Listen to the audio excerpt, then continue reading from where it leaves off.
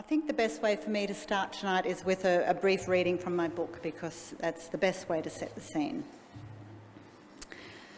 I want to tell you a story about my daughter, my beautiful failure.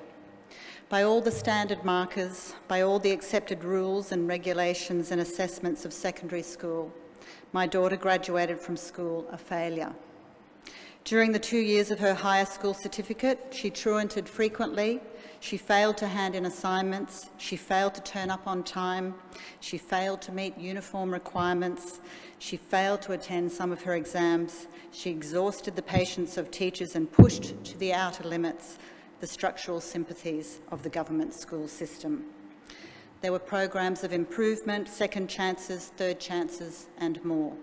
Suspension and expulsion were always just around the corner. It was difficult for her teachers, it was difficult for her parents. It was difficult for no one more than her.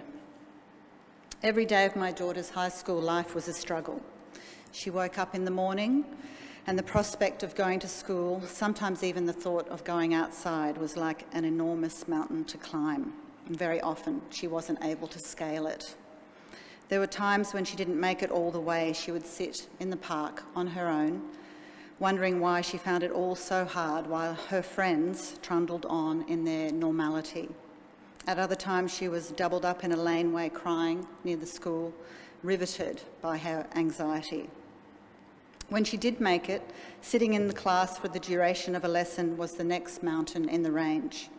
Anxious thoughts crowded out her bandwidth, blocking the admission of any useful information the teacher was trying to impart. She got nervous, she got fidgety, her breath would become shallow, she wanted to take flight.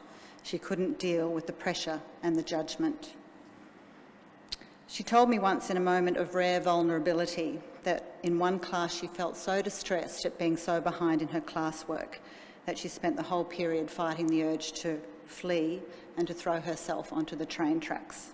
She did flee class many, many times, mercifully never to throw herself anywhere.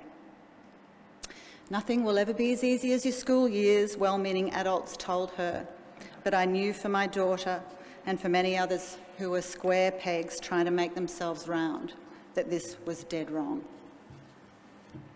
So this was about 2 years ago that our family was at the end of a very trying few years to get our daughter through school.